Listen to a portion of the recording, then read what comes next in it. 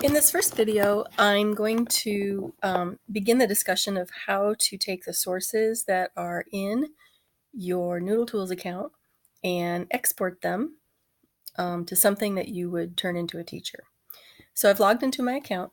I'm going to click my project folder containing my sources. From here, I will go to the Sources tab.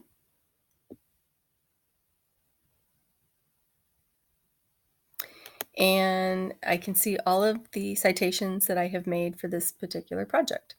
So in this first video, I wanted to show you some options that some of you might use if you click the toggle next to print and export, and we're going to come back to that in a little bit. But if you click that and go to the very last option that says formatting options, I didn't even realize these were in here, but I did want to share this with you. The default for a title on your bibliography page, the one that we're ultimately going to export, the default is works cited. There are other options that you can use depending on what kind of sources you have. The two most popular are works cited and bibliography.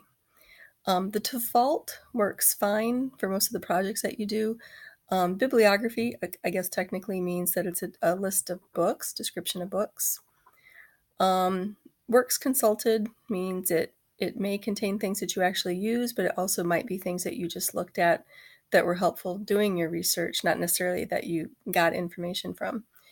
Annotated bibliography, those of you that do History Day, you may want to change your History Day project folder to this annotated list of works cited, or perhaps annotated bibliography, but that's something we can talk about with your History Day advisors.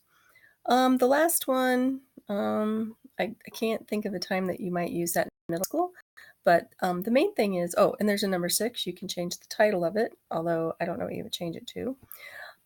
Anyway, so I just wanted to show you that this is here. There are some other options down here of things that you can change. Right now, they are all set to the default, which is fine. But if you wanted to peek inside these and just see what it says in there, you can do that. Otherwise, just leave it set on the default settings. I'm going to close that up and we'll move on to the next tutorial.